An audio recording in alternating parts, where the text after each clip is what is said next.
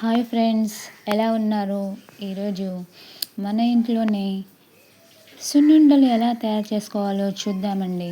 ఇవి చాలా healthy food, చాలా చాలా బాగుంటాయి. స్వీట్ ఐటమ్, చాలా చాలా టేస్ట్గా ఉంటుంది.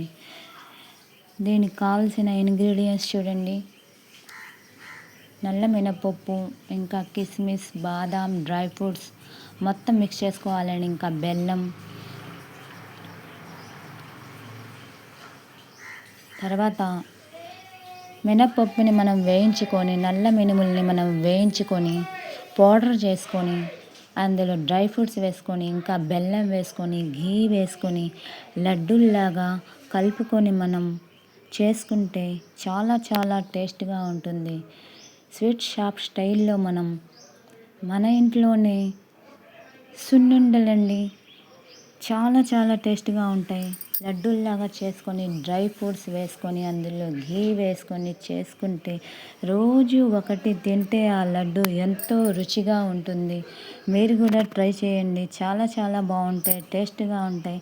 ఇంకా చిన్నపిల్లలకు కూడా పెడితే ఇవి చాలా హెల్తీగా ఉంటాయి. రోజుకి ఒకటి తినండి. నా వీడియోని లైక్